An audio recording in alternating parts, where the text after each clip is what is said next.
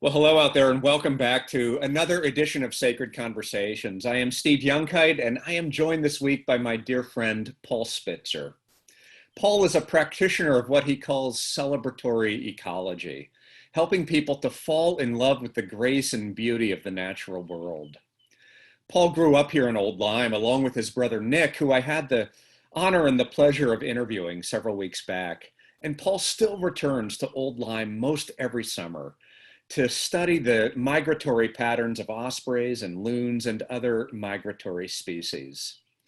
Paul holds a Ph.D. from Cornell University, and this past year he was a faculty fellow at Wesleyan University.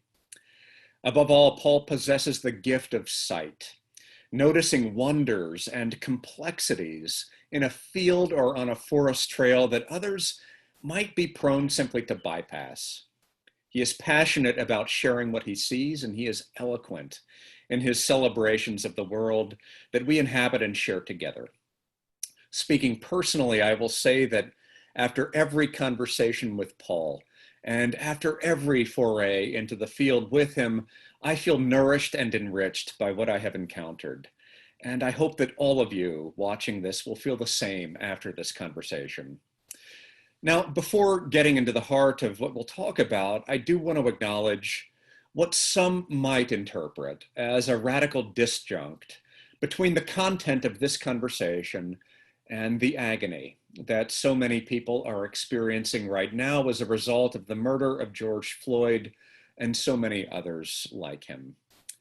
We struggled to discern if now was the time to undertake this particular conversation about celebratory ecology, and we decided ultimately that it was. Just yesterday, Odile Brennan, who is helping to produce this program, reminded me of a quote from Lin-Manuel Miranda's Hamilton, which says that in the eye of a hurricane, there is quiet. And perhaps it's possible to attend to the effects of the hurricane all around us, even while finding a still point in the center of it.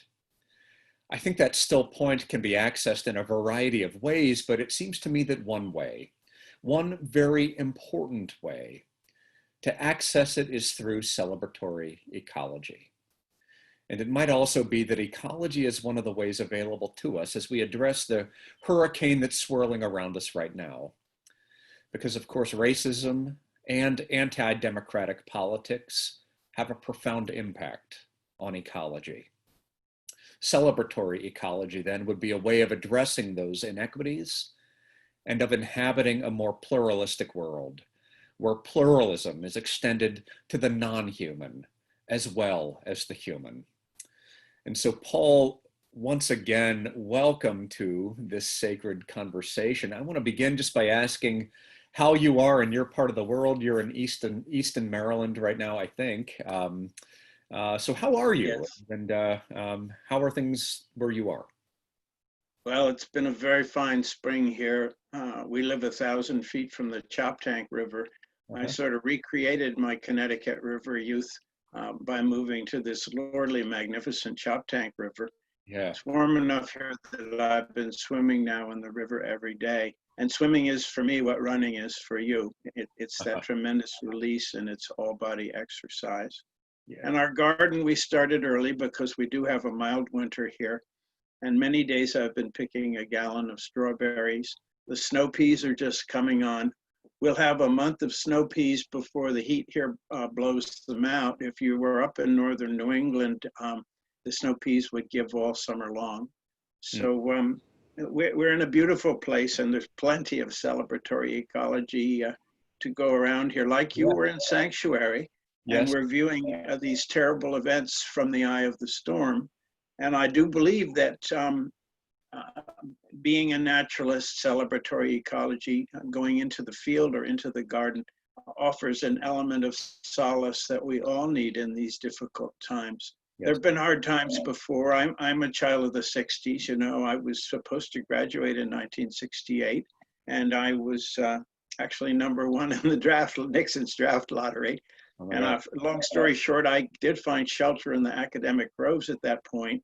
And then when that was all over in 1974, I went off to India to work on Siberian cranes, these lovely endangered cranes. So I went on a peaceful mission, and I was able to interface with this lovely ancient culture in ways that didn't involve guns or violence. I was with people who cared about nature, again, in a sanctuary, in a bird sanctuary. Yes. So I think the perspectives of the natural world are absolutely essential right now. And you speak a great deal about grace. You're very interested in the whole concept of grace, as am I. And my access to grace is very, very often, not always, but very often through nature. Just as Brother Nick spoke when he was with you, he spoke of 12 gates to the city. Yes, indeed. Well, his gate is very much a musical and a humanistic one. And I have a foot in his world. He has a foot in my world. But my big gate is through nature and ecology. And that's both spiritual practice and it's science too. Yes. And that's one of the things I try to tell people. I've spoken on it from your pulpit, that science and faith do not have to be in opposition. Both are much stronger when they're buttressing one another. I like to speak of science and faith as hands held in reverence, clasped, as I'm doing right now. Yeah. That's a beautiful image for the relationship between science and faith, science and religion. I love that. And it's certainly one that we need to encourage right now. Well, we've been in an era the last 3 years that has been anti-humanist, it's been anti-science, and it's been anti-ecology. The message coming down from certain quarters, as you know, has been, you don't have to worry about ecology. You know, you can get on with your economy and your prospects, and ecology is trivia. You can just blow it off. And of course, nothing could be farther from the truth. That's right. Well, I'm wondering, we're going to go on a little virtual tour here in just a few minutes, but before we do that, I'm wondering if you would say a little bit about what you mean by celebratory ecology and what's at stake in that word celebratory for you. And why is that important now in particular? You've alluded to that already, but I think it's important because sometimes you have to sort of clear the static and emotions out of your mind and out of your soul. You have to make that more direct connection. And I've been working on that particular spiritual practice ever since my teens in Old Lyme. And it's one of the reasons that I come back, because it's still a touchstone. I think when you're in nature, when you're out of the house, when you're out of the classroom, your consciousness at a variety of levels extends out from you. You're no longer really quite confined in your body, I guess would be, I don't know if you can't entirely call it an out-of-body experience, but there's an element of that. And what you're drawn into is the plants and the animals around you and the flowing water. Flowing water is tremendous. You have the Lieutenant River, you have the 8 Mile River, you have the Smith Island Landing, and that whole incredible panoply of nature at the mouth of the river. You have the ospreys coursing over it. And these are things that my consciousness about these practices began for me over 50 years ago. They continue to deepen, and they're a tremendous life force for me. And my only frustration is that it often, as with Thoreau, puts me a bit out of step with the great mass of humanity. So my own, if you will, mission is to share some of that. And that's one reason that I'm very grateful to be with you today. Yeah. Well, it's one of the reasons I'm grateful to have you with us today. The great poet. Let me just say one more thing. The great poet Henry Beston, and I've spoken on him at your pulpit as well, and on the Outermost House, had this absolutely key phrase: the instancy and eternity of creation. Yes. And the idea there is that with every moment, every song of a bird, every rise of the tide, every fall of a leaf, those are all acts of creation. And cumulatively, over immense spaces of time, they constitute eternity. And those are scientific study of climate, of geology, of astrophysics, the whole question of the creation and evolution of the universe. So I go through the world, again, remember, I've been doing this for over 50 years. I was 10 years in Ithaca getting my doctorate, and it was the making of me as a scientist and a humanist, because I try very hard. Again, those two things, just as science and faith are like this, science and humanism are like this. For me, they're inseparable, and I think they should be for everyone. And Yes. the COVID virus is a perfect case of that, of course.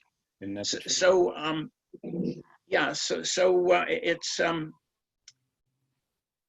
these options are out there for people at various levels, depending on their walks of life. But getting back to the river valley, it's a perfect place to practice celebratory ecology. And you got a lot of kindred spirits there. There's tremendous legacy. You have generations of people who've set aside these preserves, who've had the vision to see what the forests of Lyme are, to see what the estuary is like and make marsh preserves. And you've had scientists at the various institutions, Yale, Wesleyan, Connecticut College, University of Connecticut, and the smaller schools who have come in and still come in, science being, of course, an ongoing process, because creation is an ongoing process. Our ecological relationship to the earth is an ongoing process, how we treat this garden, how we live in it. So all of these things are very vital there where you live. You're in a beautiful nexus, and I maybe would presume to suggest, I mean, I know you've got yours at Yale. I would presume to suggest that you're just far enough from New Haven. And Roger Tory Peterson, one of my great mentors there in Old Lyme, the great bird man. By the way, if you want to know about him, this book is in the Phoebe Griffin Noyes Library, a wonderful biography of him. wonderful, yeah. He moved to Old Lyme. He and Barbara moved to Old Lyme in the mid 50s for the things that were there, because he was a naturalist. And then he had Houghton Mifflin in Boston for his famous field guide series. And in New York, he had the National Audubon Society and the American Museum of Natural History. And like my parents in the 1950s, Old Lyme, Connecticut in general, became a destination. It was a prosperous time. People were leaving the cities and coming to this lovely country life. The Nature Conservancy had its founding in Connecticut and adjacent New York at that period of time.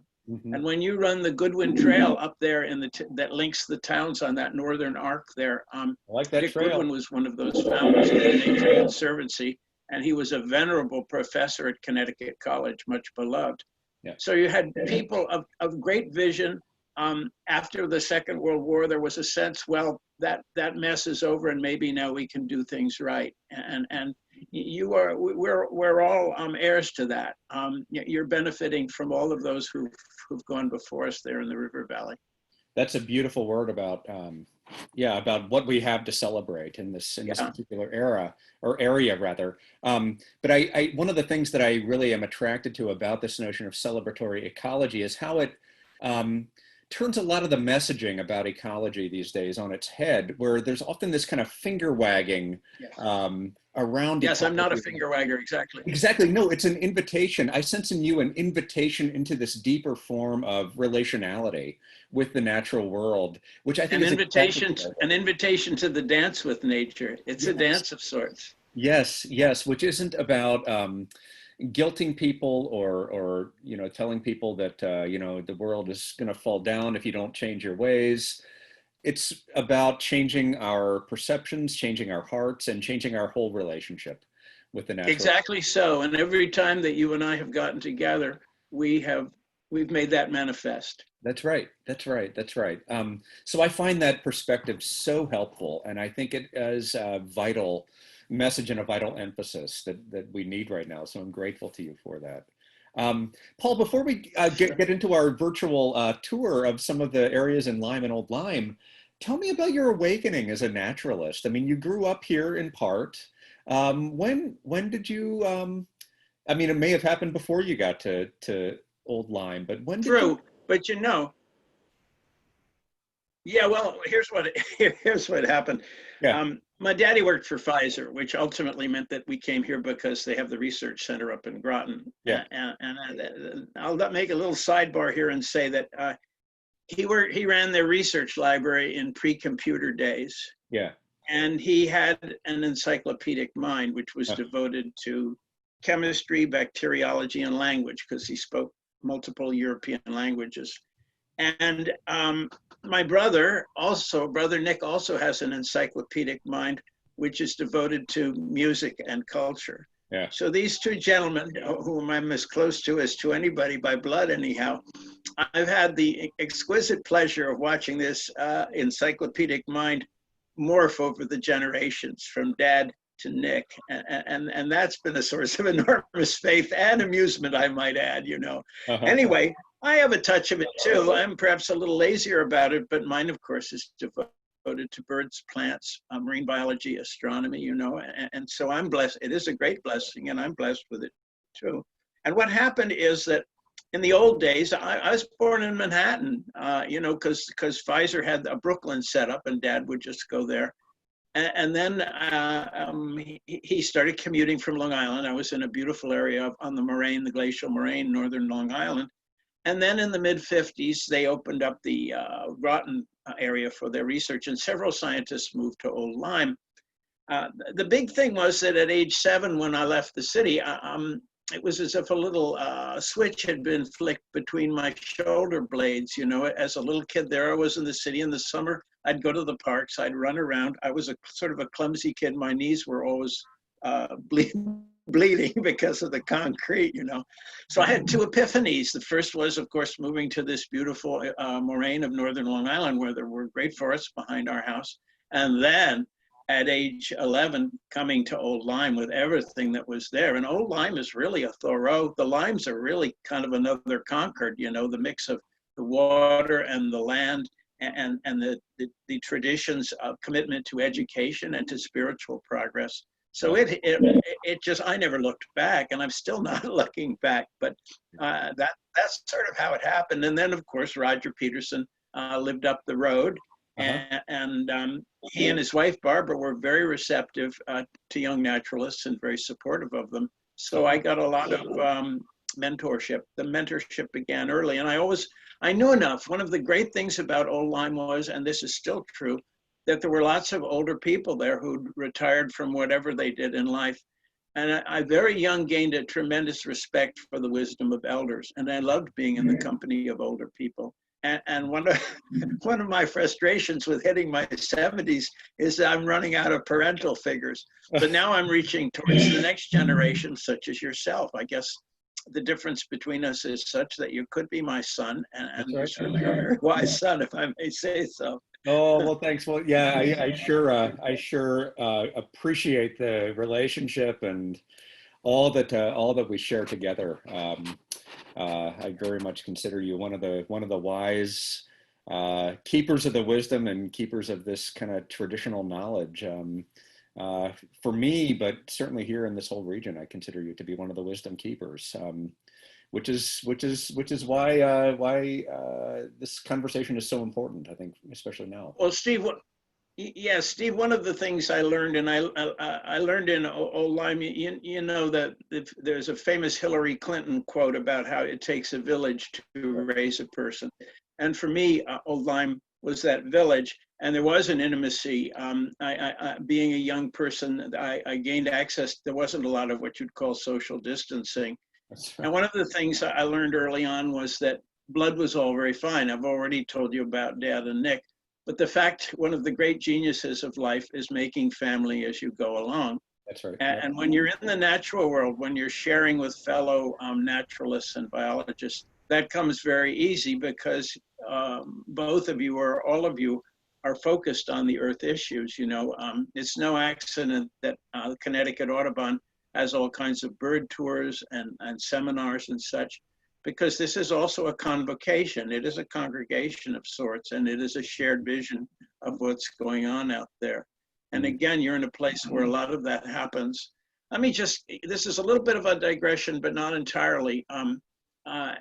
One of the great things about New England was that it was very resistant to overly utilitarian uses of the land. You know, you have centuries of very clever Yankees who tried to figure out how to use New England, and maybe some of the really ambitious people went farther west where the lands were more exploitable. But to this day, one of the reasons you have the sanctuaries and the beauty that you do was that they couldn't quite figure out how to overtame it all. You know, there are other parts of the country and other parts of the world which are far more utilitarian, where the kind of spiritual access that I'm talking about is a more of a challenge attain. Where you live is really an open book. Mm, yes, yes. So, That's a so that brings in the question of gratitude. I'm interested in grace. We've talked a little about grace, or we'll talk maybe more. Gratitude is fundamental. It's fundamental to celebratory ecology. The idea that you're out there and completely unbidden, you have to make yourself receptive to it. But the change of the seasons, I was just joking with Odile about snow, because of course she comes from Rwanda, and how does she deal with the New England winter? But there are profound uses for the New England winter. And the whole concept of being snowbound and the practices involved relate to what's happened with COVID, In a sense, portions of COVID are like a huge snowbound interlude. And there, as New Englanders know, there are uses for these great periods of seclusion, sort of enforced seclusion during the winter season. And it's also partly why New England is a brainy, cerebral place. Early in the game, faced with these, with the resistance of the land, New Englanders developed education as a prime occupation, along with small industry. And the net result is that we have this rich tapestry of culture that we can plug into. That's right. That's right. That's one of the great gifts of this whole region, and it's one of the yes, reasons I'm proud to be a resident of New England. Yes, it's but you reach out too. You have enough balance that you also you look farther afield, and I think you have to do that. And it's probably no accident that all three of us Spitzer kids, while we have these deep roots in Old Lyme, and we all really venerate it. My sister's in Maine, my brother's in New Orleans, and I sort of split the difference. I'm here on the eastern shore of Chesapeake Bay. Yeah, yeah. It is important to have aspects of not only this particular place, but other parts of the world in our repertoire as well. But let's why don't we begin talking about these sacred sites that you wanted to talk about. And over the last couple of days, Mary Tomasetti and I had the opportunity to go and take some footage of these sites. Well, let's talk about that landing at the end of Smith Neck Road. It's a place that's close to me here in Old Lyme. I often use it as a destination point for my runs. If I'm doing a shorter run, I will start here at the parsonage and make my way to the end of Smith Neck Road to that landing, and I'll pause down there and just take in that gorgeous site. But if you would talk about the meaning of that to you, being able to look out there of course, it's the terminus of the great Connecticut River system, which begins up at the Quebec border and has this great dendritic pattern through New England. About half of New England outside of Maine is watershed for the great Connecticut River. Yeah. And then you get to the mouth, and again, through a fortune of history, it wasn't developable as an industrial port. It's a great shoaling river. There's all of these sands that come in, and those marshes to some extent are underlain by all that runoff from New England. It's also a place of beginnings for me. It's where I first became aware of ospreys, or where I did my first research. And of course, again, getting into this interplay between science and celebratory. At a certain point in time, having looked at this wonderful osprey garden, because that's what it is, we garden ospreys down there. Those platforms, when you're at Smith Neck and you're looking out at that sweep of marsh there, which is really, for Connecticut, that's big sky country. Connecticut is mostly a treed-in place. And it draws people like a magnet, that landing, with their canoes, their kayaks, their paddle boards. There are people who go out and do yoga on paddle boards there. Yeah. And the physical freedom of the place promotes spiritual freedom. And the ospreys are kind of the lawn ornaments there. That's like the front lawn of Old Lyme, except you don't have to mow it or fertilize it or tend it. It's les lits des champs. It's the lilies of the field. That's the metaphor I was looking for. And when you go out there, you become one of those lilies of the field. That's celebratory ecology. Great, yeah.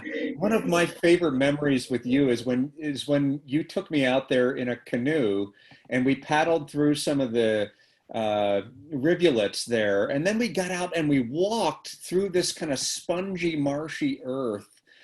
It was fabulous. It was wonderful, and we wound up on a beach on the far side of Great Island there. And you taught me about a plant that you can pick up and eat, a kind of salty uh, grass that I think grows out there. Anyway, it's this wonderland. It's this paradise. It's transformative. It's transformative. The parameters are completely different out there. It's a non-ordinary reality. That's And right. that's what we need from time to time in our own consciousnesses and our own rather busy, preoccupied worlds. We Yes. need to put ourselves into those non-ordinary realities, and the mouth of the river is profoundly so. So Yeah. are the other sites that we're going to talk about. That's one of the great gifts of going out into nature and looking at ecology, is that you, again, as I've tried to say, you're reaching outside of yourself. And in a sense, for a while, you make yourself into a different person. And when you come back from that experience, it's not an out-of-body experience, because you're using all the modalities within your body, your smell, your hearing, the way it feels on your skin, getting your feet wet in that salt water and bouncing up and down on that marsh, which is like a great sponge. Yes. So these are all reasons that people have to get out there. And these are all things you can do during COVID. That's right. Nature is quite the opposite of distancing. There is no distancing in nature. Isn't that interesting? Yeah, it's such a beautiful reminder. Um, well, so for all of you who might be watching this conversation, I just want to encourage all of you not only to look at the footage that we have going right now, but to go to the end of Smith Neck Road, because it is just as Paul says. It is a gorgeous wonder, and it is an invitation to a non-ordinary reality. Especially if you can get across that little stretch of river there and get onto Great Island. It is a wonder to behold. It's one of the great gifts I think that you've given me, Paul, is an awareness of that particular place. Well, so let's move Now, on. let me just jump in and say that there's, well, let me just say with regard to that, there is ongoing science there. This mouth of the river, the estuary, played a fundamental role in the dawning awareness of ecology when Rachel Carson wrote her book about DDT, Silent Spring. Yeah. We had our own little, not so little, Silent Spring there at the mouth of the river, in that when I was a kid, the ospreys were still all over the place. By the time a few years later that I got to be a college student and a graduate student, they were almost gone from that place. Again, they abound now. But the use of that place as an outdoor laboratory to document what these unintended impacts of DDT were is absolutely fundamental to the history of scientific ecology and toxicology in the world. Yeah. By the time I got to graduate school, DDT had been banned under Nixon. The EPA was formed. Under the current administration, they've done their best in many ways to hamstring the EPA, which is out there for our protection. Anti-regulatory overreach can be a real thing. We have to, again, this is the fundamentals of the science. There's good science going on out there now. And again, it's, as always, it's citizen science. Beginning in the late 1950s with the Petersons and some people from Yale and from Hartford and some local Old Lymies, those platforms were put up. That was the first osprey garden, with the hope that it would encourage the reproduction of the birds, which was failing. And at that point, it didn't. And that was one of our first, that was a real scientific experiment to demonstrate that there was a problem within those eggs, within the viability. Well, over the ensuing 50 years, we've learned all kinds of things. And one thing we've learned is that the mouth of the river and the adjacent sound are an absolute hotspot for these fish, the menhaden, these planktivorous fish, which are on the front burner as far as their management for ecosystem value to produce bluefish, striped bass, and in general support they transport the nutrients that we're deluging the waters with up the food chain into benign forms.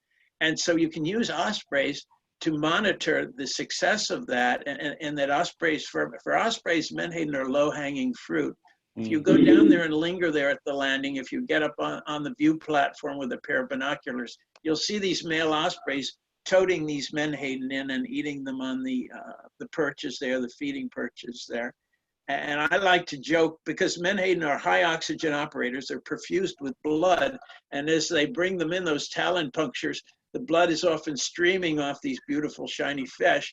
So here we are in prim Old Lyme, and I like to joke that it's like the plains of Africa out there. Wow. So once again, it's a non-ordinary reality. It's a glimpse into how ecological function works in the larger world that has not been so heavily modified by man. And because my friends, my colleagues are taking the data, the reproduction of the ospreys is also very sensitive to food, the size of the broods they raise. And so you can use it as a quantitative monitor of the abundance of the menhaden. Interesting. Interesting. Yep.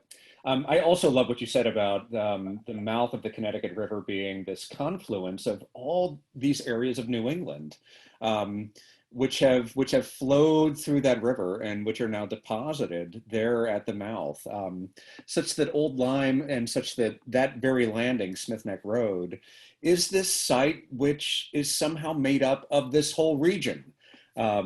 Beginning it's a place of spiritual power. It's a place of ecological power, but it's also a place of spiritual power. Yep, yep. And you have You demonstrated. can feel such places. I mean, that's why we have Yosemite and we have Yellowstone and we have the Big Bend down in Texas. But part of what I was saying about your consciousness, your expanding consciousness, when you practice celebratory ecology, you can feel places of power on a far, far more modest scale. And there's nothing modest about Smith Neck and that area. It is but big sky country.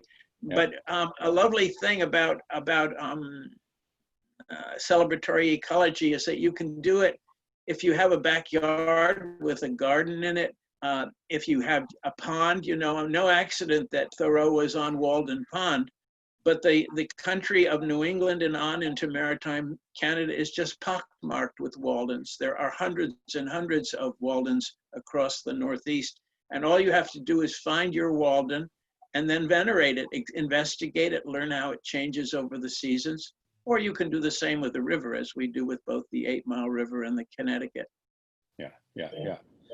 This is just an aside, but I do think it's interesting to think about the use of DDT on that particular site. The use of this kind of toxic substance as a disciplinary force for nature. And again, I don't want to get into this too deeply, but the resonance of that with the use of toxic chemicals to discipline human beings right now that we're seeing on the streets.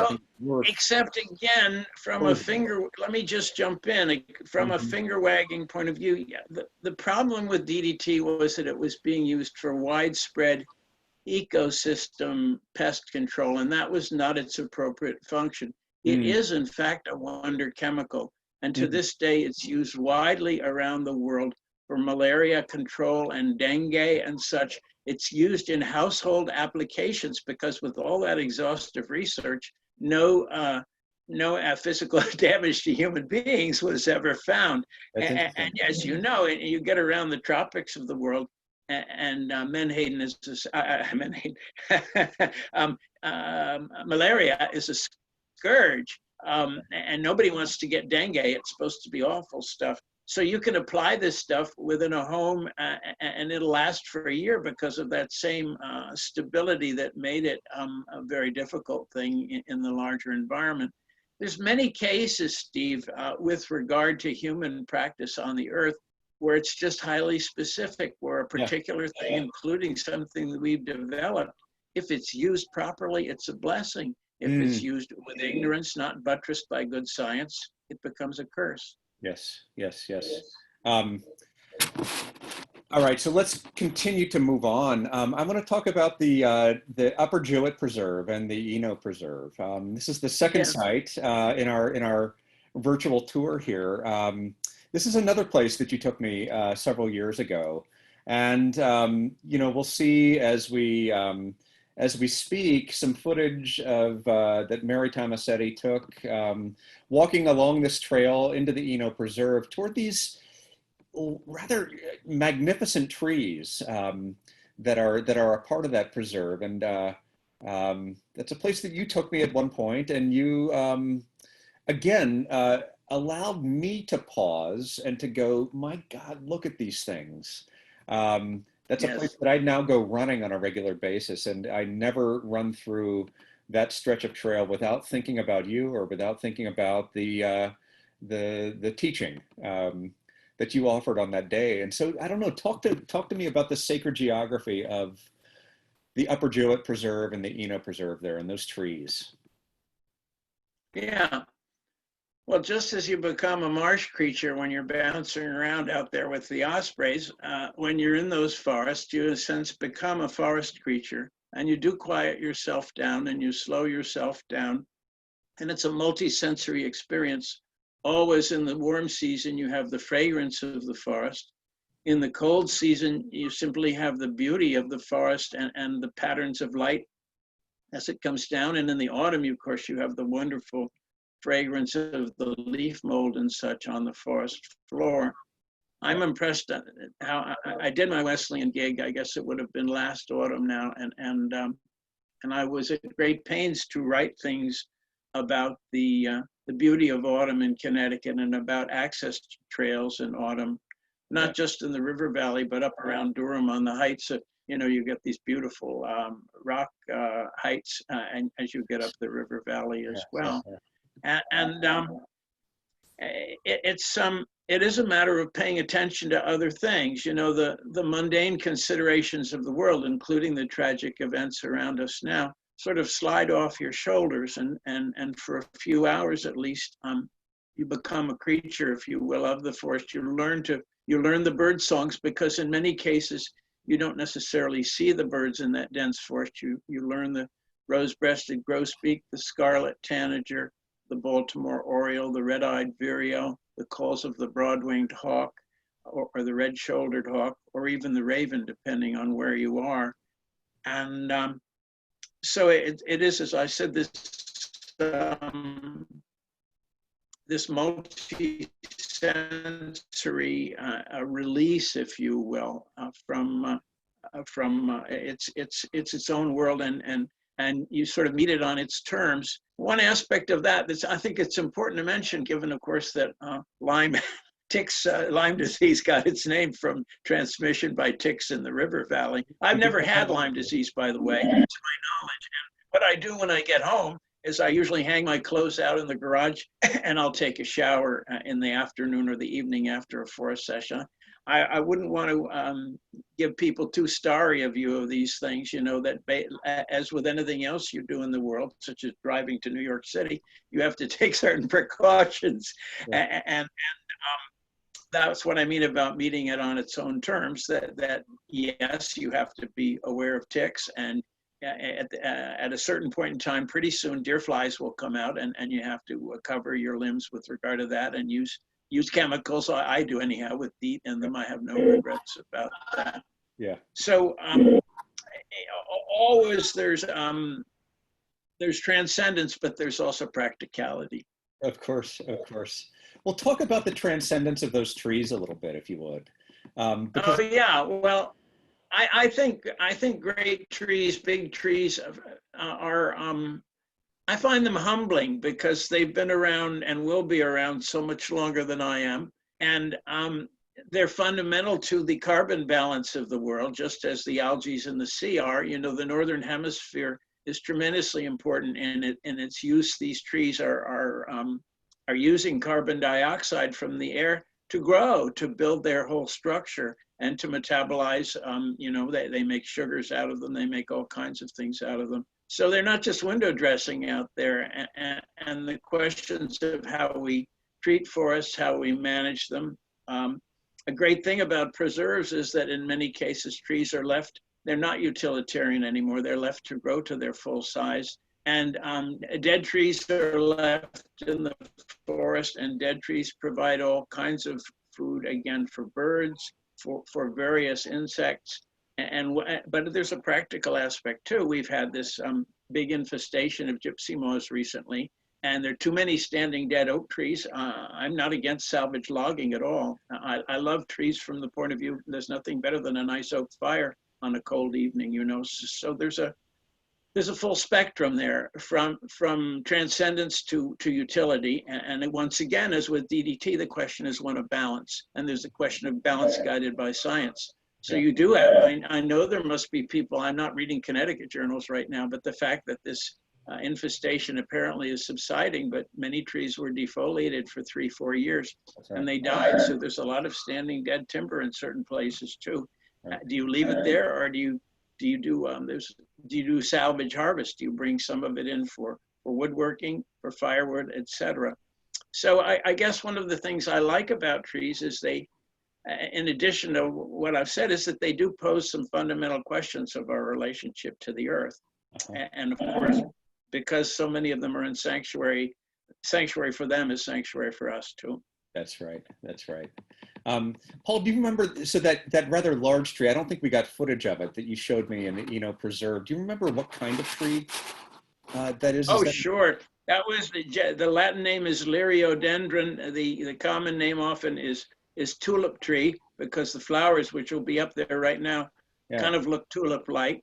In more other places down in the Appalachians, they often call it yellow poplar. And the tree itself is blessed in that it hasn't suffered from many of the diseases that have come from Asia. For instance, the chestnut, which is still there as saplings and shoots in the Connecticut forest, was devastated back in the 1920s by the chestnut blight. And a beautiful experiment with chestnut is right on the library lawn there. Phoebe Griffin Noyes, the late Phil Gordon, did an experiment with fungus resistance in chestnuts. So the Liriodendron stands uncompromised by these unfortunate events. And it's a great column of a tree. It is majestic. And the ones in the Smokies are like our eastern redwoods. Your vision of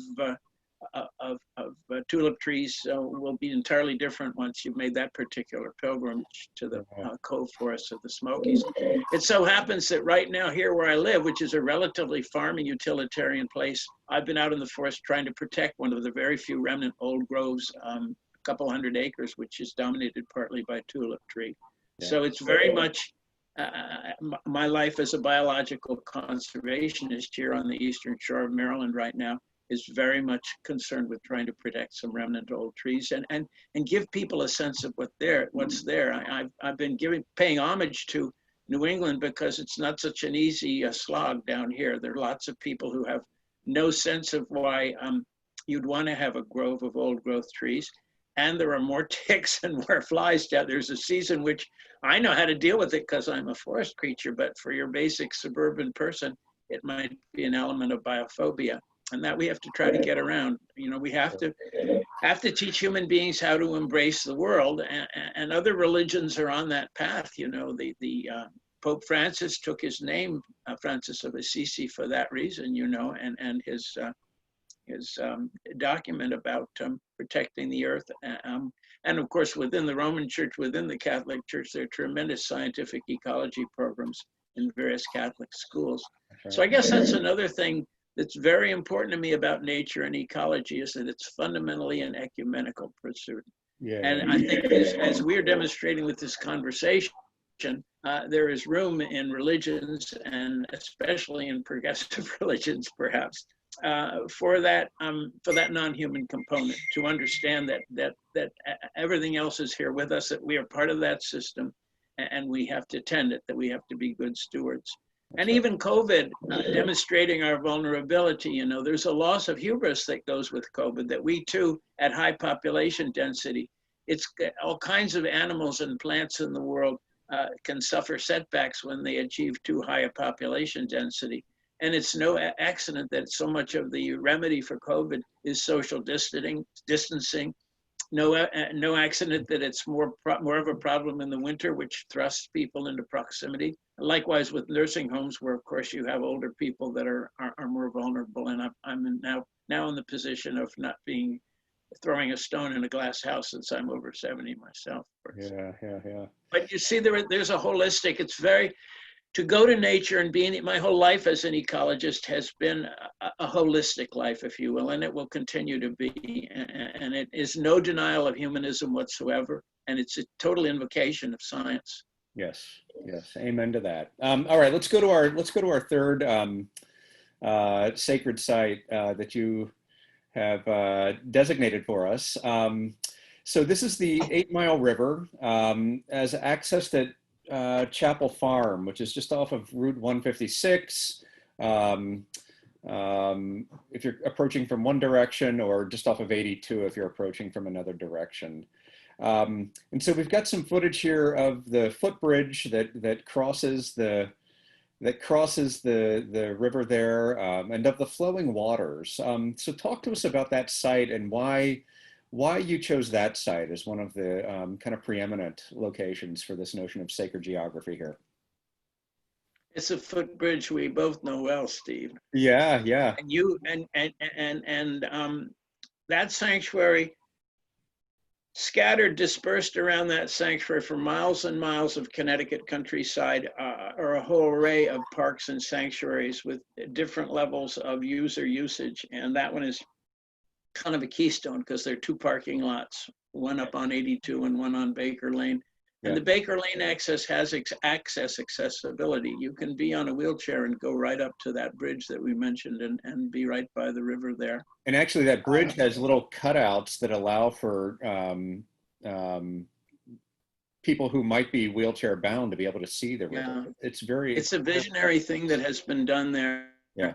And likewise with the trails through the place, because again, Connecticut and New England topography, a lot of it is post-glacial topography.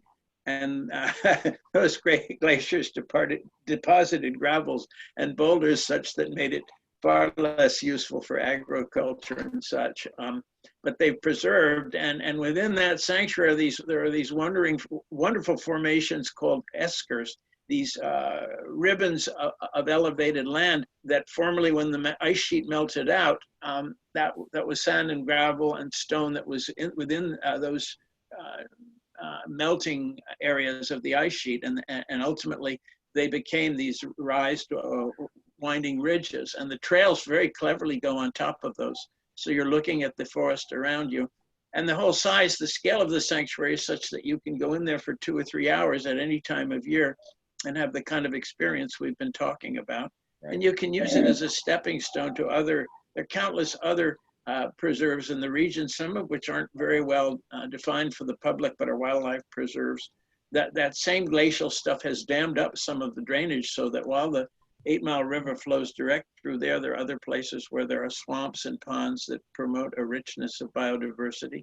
And then, of course, you have the Devil's Hop Yard State Park, which is the upper river, and that's very beautifully accessible. Yeah. And in warm weather, you can plunge into it, as with the marsh. You can put on a pair of reef walkers, and you can go down and walk some of these bottoms. You have to be careful of stones. I forget that but we're below the glacial region here, and when I come back to my homeland, I have to remember how dangerous rocks are. Yeah. Rocks are really far more dangerous than ticks, in my opinion, because if you fall over, you can bust a rib if you're in the wrong place. Yeah. So you wear a bathing suit, whether you wear reef walkers, and you walk carefully and nimbly, and it kind of forces you to stay fit. I mean, I don't run anymore, but I sure pick my way along when I'm in a stream or on a marsh. You know? Right. And what about, sacred waters for you, flowing waters? Yes. Have a very water is worship for me. Water is worship. All right, talk about that. I think that's great. But of course, it's a medium of life, and if you go to a desert, you see how organisms have to live in ways that conserve the pitiful little amount of water that's there. And we here in the East have this great blessing of water. You know, it's not even like, say, being in California, for instance. You know, we have periodic deluges of water, and sometimes we have low water periods, and those are interesting too. To get into the 8 Mile River in August when the flow is very low, exactly as I described, and there'll be magnificent flowers blooming along the banks of the river, turtlehead and cardinal flower, precisely because the river has been there and the zone has been scoured, and they're species that adapt to that. Right. So water kind of shapes everything. There have been beautiful PBS programs about water the last month or two, you know, that emphasize what a paradigm water is for our whole existence on Earth. And of course, we're 80% water, our own bodies, you know. And in terms of carbon balance, the plankton production, the photosynthetic synthetic production of plankton in the world, the incorporation, carbon dioxide, CO2, dissolves into water, and that's where the plankton get the CO2 that they need to. Well, it all started in our consciousness, you know, when the astronauts were out there by the moon and they took those blue Earth photographs, you know. Yeah. And we always wonder, are there other blue planets? This is a great subject for astrophysicists, you know. Are there going to be other blue planets in the universe? And the late John Hay, who was a great Massachusetts philosopher and heir to Thoreau and to Ralph Waldo Emerson, there's a quote of his I love. He says, "The universe insists upon life." And I think in the fullness of the human experiment, it may take centuries, but I think we're going to find that to be true, that the universe does insist upon life. And it'll be even less hubris for us, because here we are, just as we had to go across the plains of America and Columbus had to sail along the Atlantic, across the Atlantic. I have a feeling that we're going to find that the universe insists upon life. And then there's the question of afterlife too. We don't need to get into that, but you know, it's very interesting for all of us who are naturalists to look up at night at all that, and it really doesn't change. You know, it's very reassuring in the face of events on Earth that you can look up, and Orion is still there. Now the star at the top of the Orion is a variable star. We know that there are all kinds of huge events, that Earthling physics is just a tiny subset of the physics of the universe. But you know, maybe, I don't mean to be too human-centric, but it's both humbling and it also stimulates curiosity. Is there going to be, what's ultimately this experience, and maybe a post-death experience? Are we going to, it's no accident that many religions invoke the heavens and talk of a Lord, of a God who lives in the heavens. You know, it is it's inherently part of human speculation, and mine too. Yeah, yeah. You once said something to me that has stuck with me. That you know, in the same way that the Earth, there seems to be something about the Earth which is conducive to life. You said something to the effect of perhaps that's true in death as well. Does that ring a bell? Yes, it does. I love that. I love that statement, and I love that kind of opening to the world. Without it's a fundamental mystery. It's a fundamental mystery for all of us.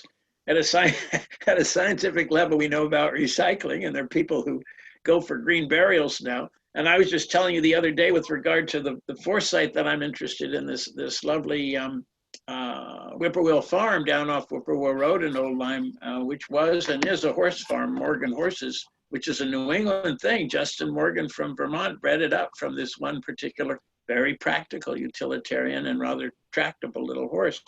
But when people go now to that farm, and it is going to be a town, it's a wonderful thing that it's going to be a town park, and they walk those paths, some of them will be bridle paths, and they're going to have to pick their way along because there's going to be some horse dung, as there are on other places up in Lyme, as you know.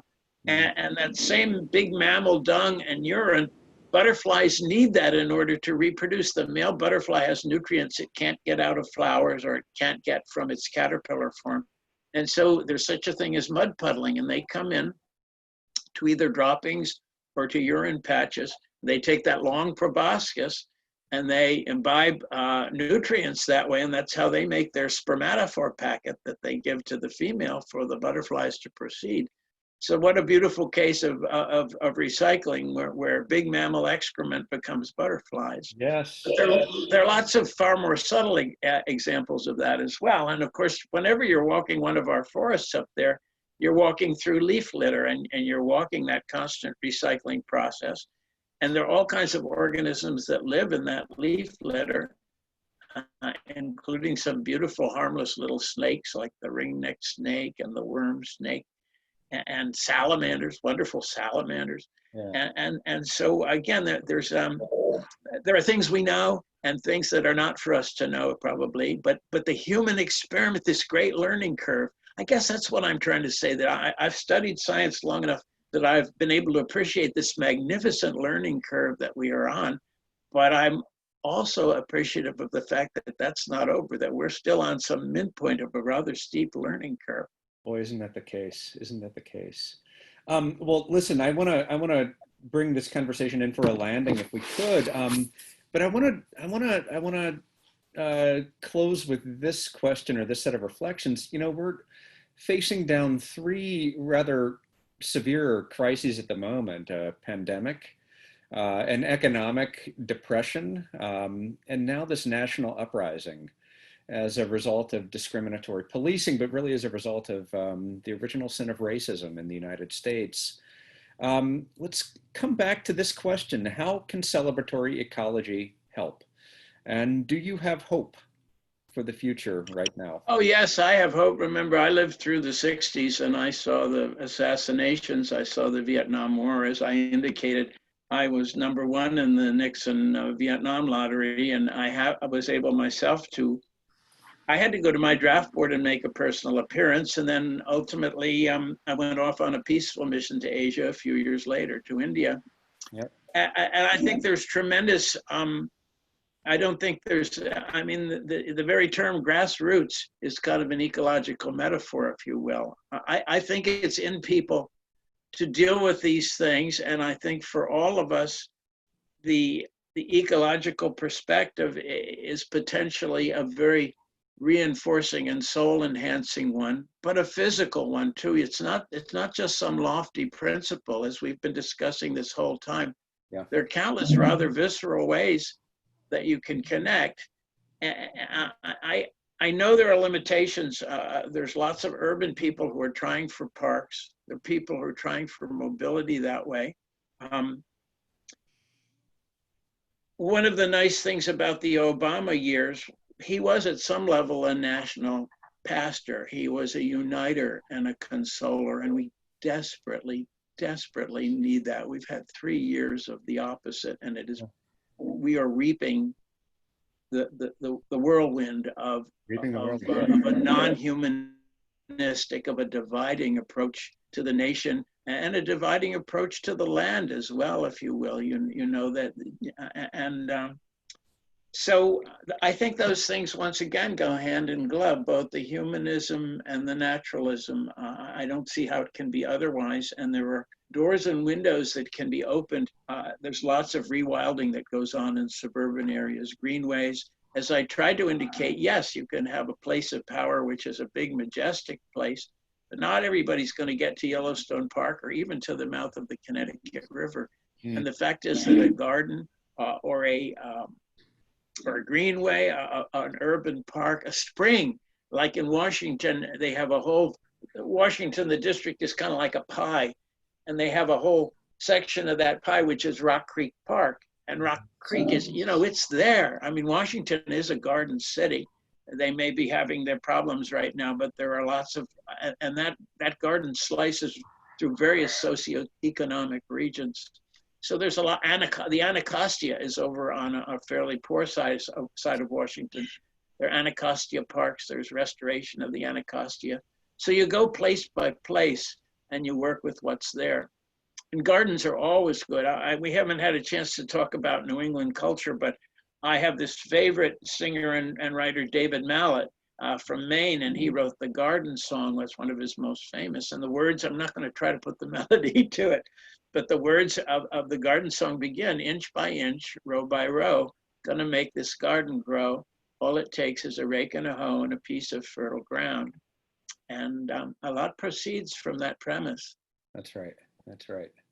Well, listen, those are great words with which to conclude and to wrap this up. But I just want to say thank you to you for your deep wisdom and for offering your perspective and for guiding us along this wonderful virtual tour, for taking us to these places and for helping people to celebrate the ecology that is around us. So to all of you who are watching, again, I want to thank you for hanging out with us, for listening, for watching with us. And I hope that you get out to see some of these wonderful spaces that Paul sent Mary Tomasetti and I into. But they're there for you. They're there for everybody. And I hope that you use them in this particular moment as your quiet in the center of this hurricane. Thanks for being with us, and thanks for joining us as a part of this sacred conversation. Love to all of you in this time of COVID-19, in this time of turmoil and unrest.